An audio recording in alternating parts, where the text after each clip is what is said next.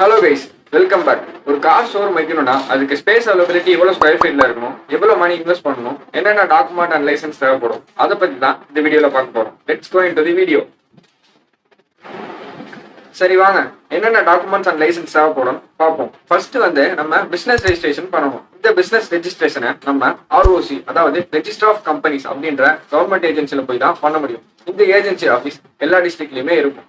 இதுக்கு எவ்வளோ சார்ஜ் பண்ணுவாங்கன்னா 5,000 25,000 வரையும் சார்ஜ் பண்ணுவாங்க. Next GST registration. இந்த ரெஜிஸ்ட்ரேஷனை www.government.in அப்படின்ற வெப்சைட் கூட போய் நம்மளோட பிசினஸ் டீடைல் கொடுத்து நம்மளே ஆன்லைன்ல அப்ளை பண்ணிக்கலாம். இதுக்கு 2,000 10,000 வரையும் சார்ஜ் பண்ணுவாங்க.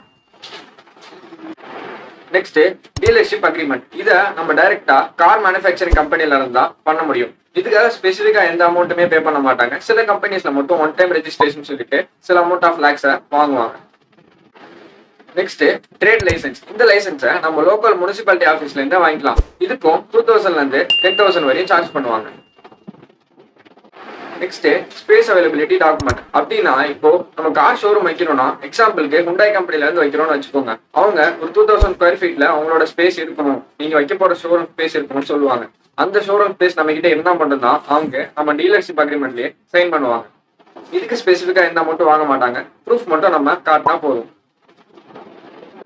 Sixth insurance. நம்ம வைக்க போற ஷோரூம்க்கு தனியா நம்மளோட ஷோரூம் பேர்ல நம்ம ஒரு இன்சூரன்ஸ் ஓபன் பண்ணி ஆகணும். இதுக்கு ஒரு 50,000 5 lakhs வரையும் செலவாகும். நம்ம வைக்க போற ஷோரூமோட சைஸை பொறுத்து இது டிஃபர் ஆகும்.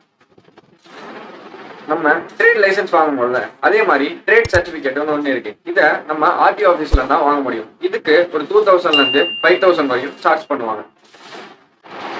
ஃபைனலா நமக்கு என்ன டாக்குமெண்ட் வேணும்னா என்ஓசி சர்டிபிகேட் வேணும். இந்த என்ஓசி சர்டிபிகேட்டை நம்ம ஃபயர் அண்ட் சேஃப்டி டிபார்ட்மெண்ட் கிட்ட இருந்து வாங்கணும். இதுக்கு 2,000 20,000 வரையும் சார்ஜ் பண்ணுவாங்க. தேவையான டாக்குமெண்ட் அண்ட் லைசன்ஸ்லாம் ரெடி பண்ணியாச்சு. நெக்ஸ்ட் லேண்டு லேபர் இதுக்கெல்லாம் எவ்வளவு சார்ஜ் ஆகும்னு சொல்லிட்டு பார்க்கலாம் வாங்க.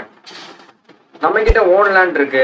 நம்ம புதுசா ஷோரூம் பில் பண்ண போறோம்னா அதுக்கு ஒரு 1 to 2 crores கிட்ட செலவாகும். அப்படி இல்ல நம்ம லேண்ட் லீஸ்ல எடுக்க போறோம், அதுக்கு நம்ம மந்த்லி ரெண்ட் பே பண்ணணும் இல்ல இயர்லி ரெண்ட் பே பண்ணோம்னா அதுக்கு பர் ஆனம்க்கு ஒரு 10 to 12 lakhs வரையும் செலவாகும்.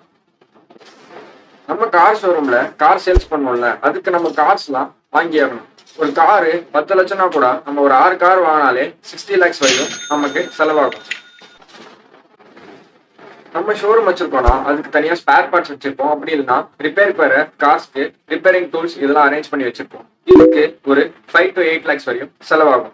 இது மட்டும் இல்லாம நம்மளோட லேபர்ஸ் எல்லாம் இருக்காங்கல்ல, அதாவது நம்மளோட sales team, mechanic, administrative officer, இவங்களுக்குலாம் நம்ம மந்த்லி சேலரி கொடுத்தாகும். இதுக்கு ஒரு 1 to 2 lakhs வரையும் செலவாகும். இது இல்லாம கரண்ட், வாட்டர், இன்டர்நெட், மெயின்டெனன்ஸ் இதுக்கெல்லாம் நம்ம 50,000 வரையும் பே பண்ண வேண்டியதா இருக்கும். நம்ம ஒரு கார் ஷோரூம் ரன் பண்ணோம்னா மினிமம் ஒரு 1.5 crores 2.5 crores வரையும் செலவாகும். இந்த மாதிரியான பிசினஸ் டிப்ஸ் அண்ட் இன்வெஸ்ட்மெண்ட் பத்தி தெரிஞ்சுக்கணும்னா நம்மளோட சேனலை சப்ஸ்கிரைப் பண்ணுங்க. மறக்காம பெல் பட்டன் அமுக்குங்க. உங்களோட ஃப்ரெண்ட்ஸ்க்கு இந்த வீடியோவை ஷேர் பண்ணுங்க.